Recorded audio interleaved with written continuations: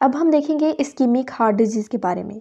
Ischaemic का word हम कहते हैं कि जब आपकी ऑक्सीजन कंप्रोमाइज़ हो जाए। अब फॉर एग्ज़ाम्पल नॉर्मली क्या होता है कि ब्लड वेसल से ब्लड ने फ़्लो होना है, लेकिन अगर वहाँ पे कोई प्लैक बन गया है, ठीक है, ड्यू टू लिपिड्स की वजह से कोई प्लैक बन गया, तो वहाँ पे एरिया नैरो हो जाएगा, मतलब कम हो जाएगा, वहाँ पे नैरो हो जाएगा। तंग होने की वजह से वहाँ पे जो ब्लड फ़्लो है वो कम करेगा, सो चांसेस ऑफ इस्कीमिक हैं। सो ऐसी प्रॉब्लम जो वेजल्स की कंस्ट्रिक्शन की वजह से होती हैं, उनको हम इस्कीमिक हार्ट डिजीज़ कहते हैं। अब हम देखेंगे कि ये किस किस वजह से हो सकती है। सेकंड पॉइंट के अंदर हम उसकी थोड़ी सी काजेज़ देखेंगे। नंबर 1 आता है इंक्रीज डिमांड, यानी फॉर एग्ज़ाम्पल कोई ऐसा पर्सन है जो कोई एक्सरसाइज की है उसने, या कोई भी ऐसी ओवर एक्टिविटी की है और उसकी वजह से उसका सांस बहुत तेज़, यानी सांस फूलता है, मीन्स उसका हार्ट रेट फास्ट होगा, ठीक है, और बॉडी को ब्लड की ज़्यादा ज़रूरत है, ज़्यादा एनर्जी रिक्वायर है। लेकिन अगर कोई ब्लड वेसल में कंस्ट्रिक्शन है, कोई वहाँ पे ऑब्स्ट्रक्शन है और ब्लड ही नहीं फ़्लो करेगा, तो उस वक़्त ब्लड के फ़्लो में कंप्रोमाइज़ आएगी और फिर चांसेस ऑफ इस्कीमिक हो सकते हैं। सेकंड आता है डायमिनिश ब्लड वॉल्यूम। अब फॉर एग्ज़ाम्पल अगर किसी की ब्लड वेसल ठीक है, वहाँ पे कोई भी प्लैक नहीं बना, कुछ भी उसकी ऑब्स्ट्रक्शन नहीं है ब्लड फ्लो की, लेकिन ब्लड वॉल्यूम डिक्रीज़ है। अब ब्लड वॉल्यूम किस वजह से डिक्रीज़ कर सकता है? Due to RTA, road traffic accident की वजह से। तो डेफिनेटली जब ब्लड ही नहीं है तो ऑक्सीजन आगे नहीं जा रही। नंबर 3 पॉइंट कि किस वजह से हो सकता है, एक तो हमने डायमिनिश ब्लड वॉल्यूम पढ़ा, दूसरा है डायमिनिश्ड ऑक्सीजनेशन। अब ऑक्सीजनेशन का प्रोसेस कहाँ पे होता है? लंग्स में। अगर कोई लंग्स में आपकी पैथोलॉजी आ जाती है तो ऑक्सीजन ही नहीं है, ब्लड वॉल्यूम भी ठीक है, हार्ट रेट भी ठीक है, ब्लड वेसल भी ठीक है, सब कुछ ठीक है, लेकिन जब ऑक्सीजनेशन के प्रोसेस यानी लंग में कोई पैथोलॉजी आ रही है, तब भी कोई आपको इस्कीमिक हार्ट डिजीज़ के चांसेस हैं। और लास्ट में आता है diminished oxygen carrying capacity. Now what does it mean कि हमें पता है कि ऑक्सीजन हीमोग्लोबिन के साथ अटैच होती है, लेकिन अगर कार्बन मोनोऑक्साइड हीमोग्लोबिन के साथ अटैच हो जाए तो उसकी ज़्यादा कैपेसिटी है उसके साथ अटैच होने की एज़ कम्पेयर टू ऑक्सीजन। अब फॉर एग्जांपल किसी को कोई एनीमिया या कार्बन मोनोऑक्साइड पॉइजनिंग, यानी कोई कोल्ड माइन में काम कर रहा है और आरबीसी ही नहीं है, तो तब भी इस्कीमिक हार्ट डिजीज़ के चांसेस हो सकते हैं। अब हम कुछ इंपॉर्टेंट टर्म्स को देखेंगे, जिसमें हमारे पास सबसे पहले आता है एंजाइना पेक्टोरस, बहुत ही हम कॉमन लैंग्वेज में जिसको हम चेस्ट पेन भी कहते हैं। ये किस वजह से होता है कि जब इस्कीमिया हुआ, डेफिनेटली वहाँ पे ऑक्सीजन नहीं जा रही, ठीक है, तो पेशेंट को फिर क्या होगा? पेशेंट को पेन फील होगी चेस्ट वाली साइड पे, ठीक है, यानी अब इसका जो पेन पैटर्न है वो रेडिएट करता है, लेफ्ट आर्म में भी जाता है, उसके बाद जाँ में जाएगा, ठीक है। लेकिन अगर ये पेन थोड़ी है तो मायोसाइट की डेथ नहीं होगी, लेकिन अगर कोई पेन ये एडवांस स्टेज में है और पेन बहुत स्वेयर हो गई है तो मायोसाइट की डेथ भी हो सकती है, लेकिन उसको फिर हम एंजाइना पेक्टोरस नहीं कहेंगे, उसको हम आगे से फिर मायोकार्डियल इन्फार्क्शन कहेंगे, जिसको हम अगली स्लाइड्स में डिटेल से पढ़ेंगे। अब एंजाइना पेक्टोरस की जो पेन है उसकी डिफरेंट टाइप्स हैं, जिसमें स्टेबल, अनस्टेबल, ये सारा कुछ आता है और इनको हम आगे बढ़ेंगे। नंबर 2 पे आता है एक्यूट मायोकार्डियल इन्फार्क्शन। अब इन्फार्क्शन का जब वर्ड आता है तो इससे हमारे माइंड में जो आता है वो आती है टिश्यू डेथ, ठीक है, यानी मायोकार्डियल इन्फेक्शन में बेसिकली क्या होता है कि जो आपके कार्डियोमायोसाइट है उनकी डेथ हो जाती है, अक्लूजन हो जाती है। थर्ड पे हमारे पास आता है chronic ischaemic heart disease with cardiac heart failure, ठीक है। ये किस वजह से हो सकता है कि जो अक्यूमुलेशन स्मॉल इस्कीमिक इंसल्ट, यानी कि आपकी किस वजह से हो सकता है? Because of long term ischaemic damage. अगर एक इस्कीमिक डैमेज है वो बहुत प्रोलॉन्ग टाइम के लिए है, ठीक है, पहले वो स्मॉल था लेकिन with the passage of time वो प्रोग्रेसिव होता गया है, तो उससे फिर जो इस्कीमिक हार्ट डिजीज़ आती हैं वो आती हैं क्रोनरी इस्कीमिक हार्ट डिजीज़। और उसमें जो मैकेनिकल पंप फेलियर क्या होगा, यानी अगर यहाँ पे एक हम जनरल क्वेश्चन की बात करें तो जब ऑक्सीजन हमारी बॉडी में कम हो रही होती है तो हार्ट उसको कैसे कंपनसेट करता है? हार्ट रेट इंक्रीज़ हो सकता है, जो उसका पंपिंग मैकेनिज्म है वो इंक्रीज़ हो जाएगा कि ताकि आउटपुट इंक्रीज़ हो जाए, ठीक है। लेकिन अगर कोई एडवांस स्टेज स्वेयर है तो जो हार्ट का पंपिंग मैकेनिज्म है वो भी अगर बहुत फास्ट पंप कर रहा है तो एक टाइम आएगा जब वो उसका जो पंप है वो भी टायर्ड हो जाएगा अपने पंपिंग मैकेनिज्म से, और एट द एंड क्या होगा, पंप फेलियर होगा। ठीक है, तो क्रोनरी इस्केमिक हार्ट डिजीज में पंप फेलियर के भी चांसेस हैं।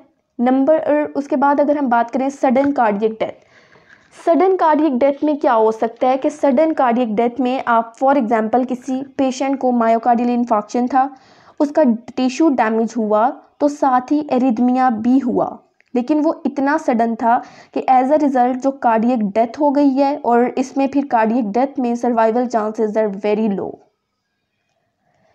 फिर उसके बाद हम पैथोजेनेसिस की बात करते हैं, तो हमने देखा कि इस्केमिक हार्ट डिजीज़ किस वजह से होता है, यानी कि इसमें जो इस ऑक्सीजन है वो कंप्रोमाइज़ करेगी। ठीक है, और उसके डिफरेंट काजेज़ हैं, यानी एथेरोस्क्लेरोसिस में भी हो सकता है। एथेरोस्क्लेरोसिस में क्या होगा कि जो आपकी आर्टरीज़ हैं वो नैरो हो जाती हैं। ठीक है, जब आपकी आर्टरीज़ नैरो हो जाती हैं तो फिर वहाँ पे लिपिड अक्यूमुलेशन की वजह से ब्लड को फ्लो करने में डिफ़िकल्ट होगी, और इन्फ्लामेशन का वहाँ पे जो हमने प्रोसेस पढ़ा था अपने लास्ट प्रीवियस लेक्चर में कि टी सेल्स और मैक्रोफेजेस आएंगे। ठीक है, सेकेंड काज इसकी थ्रोम्बोसिस हो सकती है, that is associated with disrupted plaque often trigger the acute coronary syndrome, यानी कि अगर कोई प्लैक बना था, ठीक है, वो प्लैक जो था वो आगे से बाय चांस किसी क्लॉट में कन्वर्ट हो गया, तो जिसको हम कहेंगे थ्रोम्बोसिस, और फिर उस थ्रोम्बोसिस की वजह से जब प्लैक रप्चर हो जाते हैं तो उसमें फिर डिफ़िकल्ट होती है ब्लड को फ्लो करने में। थर्ड हमारे पास आता है वेजो कंस्ट्रिक्शन। वेजो कंस्ट्रिक्शन में क्या होगा, जिसमें वेजो स्पैज्म हम बेसिकली कहते हैं जब ब्लड वेजल्स में स्पैम्स आता है, ठीक है, नर्विंग हो जाती है आर्टरीज की, तो उसको फिर हम कहते हैं वेजो कंस्ट्रिक्शन, क्योंकि वहाँ पे वेजल्स का डायमीटर कम हो जाता है। वेजल्स का डायमीटर कम होने की वजह से वहाँ पे बहुत डिफ़िकल्ट होती है ब्लड को फ्लो होने में, और जब ब्लड फ्लो नहीं होगा तो क्या होगा, ऑक्सीजन नहीं मिलेगी, ऑक्सीजन से फिर आगे से इस्कीमिक हार्ट डिजीज़ लीड करेंगी। अब ये आती है एंजाइना पेक्टोरस पेन की टाइप्स। एंजाइना पेक्टोरस को हमने देख लिया कि ये क्या होती है, चेस्ट पेन है, ठीक है, उसका पेन पैटर्न देखा कि रेडिएट करती है। अब 3 तरह की एंजाइना पेन हो सकती है। Number 1 is typical, second is Prince metal, and third is unstable angina. Typical angina के अंदर बेसिकली क्या होता है, टिपिकल एंजाइना के अंदर क्रशिंग एंड वीजिंग सी पेन होती है, ठीक है, जो कि लेफ़्ट आर्म में, फिर जा में और इंटीरियर चेस्ट में भी होती है, और अपर बैक में यानी थोड़ी सी रेडिएट करती है।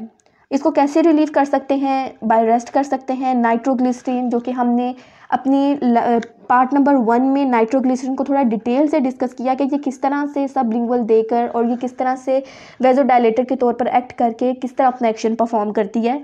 सेकेंड जो है वो है प्रिंस मेटल और वेरिएंट एंजाइना। ये कब होती है, इट अकर्स एट रेस्ट, और इसमें जो स्पेसिफिक बात है वो ये है कि it is caused by coronary artery spasm. Coronary artery spasms के समटाइम्स आर्टरी में स्पैज्म्स में चली जाती हैं, ठीक है, यानी कंस्ट्रिक्ट हो जाती हैं।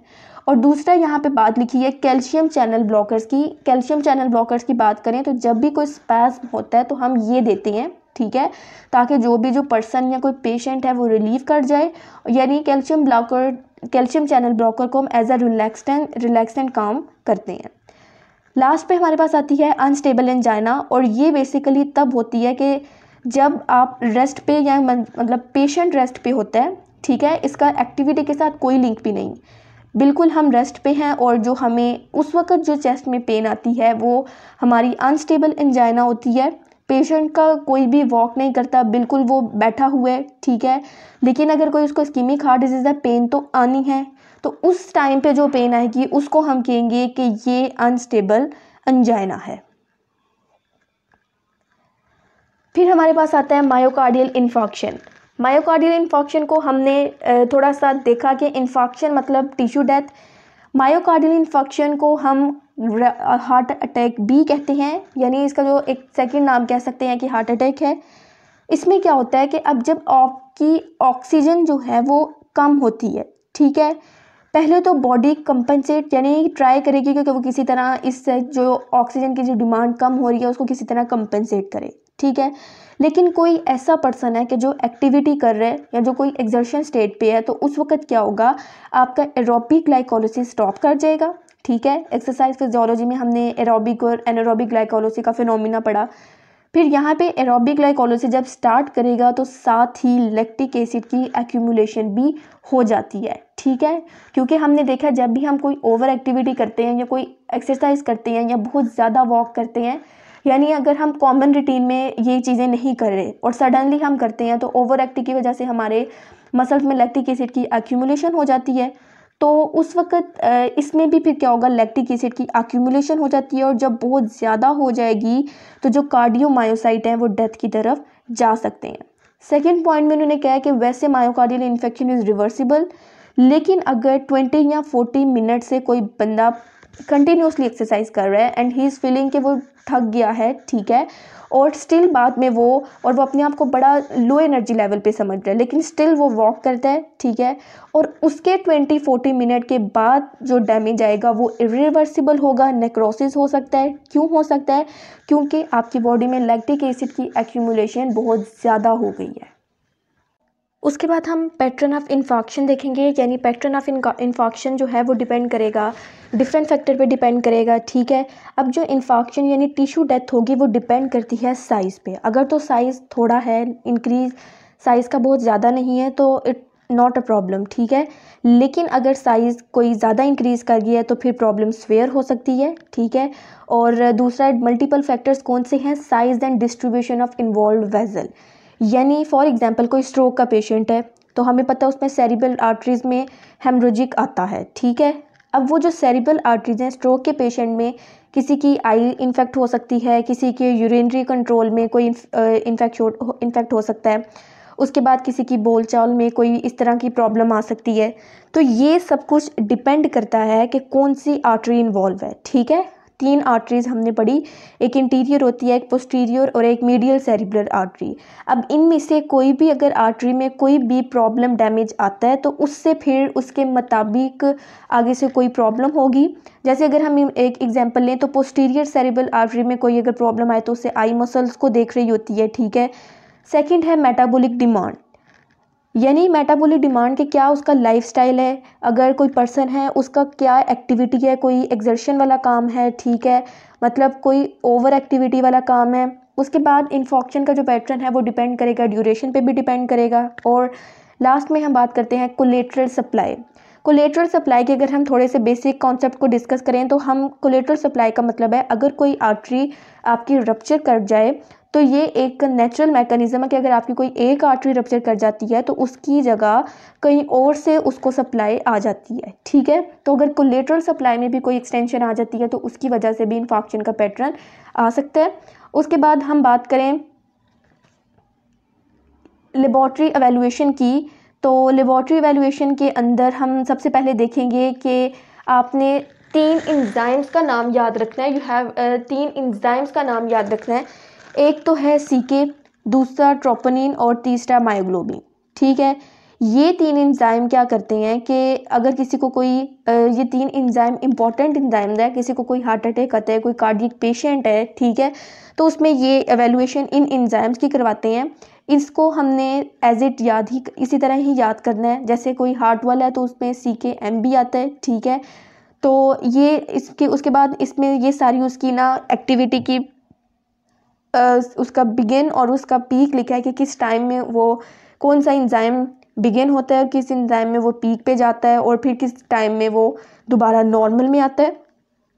कॉन्सिक्वेंसेस देखें तो कॉन्सिक्वेंसेस में कोई भी कॉन्ट्रैक्टाइल डिसफंक्शन हो सकता है, कोई आपकी राइट वेंट्रिकल में इन्फॉक्शन हो सकता है, कोई पेपलरी मसल डिसफंक्शन हो सकता है, इरिथमिया, इरेगुलर हार्ट बीट आ सकती है, पेरिकार्डाइटिस यानी पेरिकार्डियम जो लेयर है उसमें कोई इन्फ्लेमेशन आ सकती है, कोई भी मायोकार्डियल रप्चर हो सकता है और प्रोग्रेसिव लेट हार्ट फेलियर। फिर आता है arrhythmia and sudden cardiac death. Arrhythmia and sudden cardiac death में हम क्या देखेंगे कि जिस तरह कि हमने देखा कि कोई अगर एरिथमिया है, ठीक है, सडन एरिथमिया और कार्डियक डेथ हमने एरिथमिया का पीछे पड़ा सारा, कि जिस तरह सडन कार्डियक डेथ में हमने देखा कोई भी रप्चर हो सकता है, कोई थ्रोम्बोसिस हो सकता है, अगर कोई प्लेग फॉर्मेशन हो जाती है तो उसकी वजह से फिर एरिथमिया के साथ साथ सडन कार्डियक डेथ भी हो जाती है। और उसके बाद sudden cardiac death most frequently is due to coronary artery disease, ठीक है, यानी सडन कार्डियक डेथ किस वजह से हो सकती है? Due to coronary artery disease. Last वाली स्लाइड में ये जितना भी हमने पढ़ा उसका एक कंक्लूजन है कि सबसे पहले कोरोनरी आर्टरी डिजीज़ में मायोकार्डियल इस्कीमिया है, ठीक है। और अगर मायोकार्डियल इस्कीमिया ठीक नहीं होता तो फिर कोरोनरी इस्कीमिक हार्ट डिजीज़ बन जाता है। उसके बाद अगर आपका मायोकार्डियल इन्फेक्शन स्वेयर है, जिसमें हमने 20 to 40 मिनट वाली बात की थी, और अरिथमिया भी आ गया है, तो उसकी वजह से फिर 3 कंडीशंस आएंगी जिसमें इन्फेक्शन हीलिंग हो जाएगी, या तो वेंट्रिकुलर रिमॉडलिंग होगी, या फिर हाइपरट्रॉफी डायलेशन अवेलेबल मसल्स हो जाएगी। और ये तीनों कंडीशन फिर आगे से कोरोनरी इस्कीमिक हार्ट डिजीज़ को करेंगी, जिससे कंजेस्टिव हार्ट फेलियर होगा और as a result sudden cardiac death हो सकती है। फिर हमारे पास वॉल्व्यूलर हार्ट डिजीज़ में 2 टर्म्स आती हैं, एक स्टेनोसिस और एक इनसफिशिएंसी। इन दोनों टर्म्स का जो डिफरेंस है वो हमने ये इस तरह से याद रखना है कि स्टेनोसिस बेसिकली हम नैरोइंग को कहते हैं, कोई भी कैल्शियम की डिपोजिशन वगैरह हुई है। स्टेनोसिस के अंदर जो आपके वॉल्व होंगे वो ओपन ही नहीं होते कम्प्लीटली, ठीक है, यानी वॉल्व ओपन ही नहीं करेंगे, और इनसफिशिएंस के अंदर वो क्लोज ही नहीं करेंगे, ठीक है। ये दोनों का एक मेजर डिफरेंस है कि इनसफिशिएंस के अंदर वॉल्व क्लोज ही नहीं करेंगे और स्टेनोसिस के अंदर ओपन ही नहीं होंगे। और इनसफिशिएंस के अंदर जब वॉल्व क्लोज नहीं होंगे, ठीक है, तो ब्लड जो है वो रिगर्जिगेट करेगा, लीकेज होगी, बैकफ्लो ऑफ ब्लड।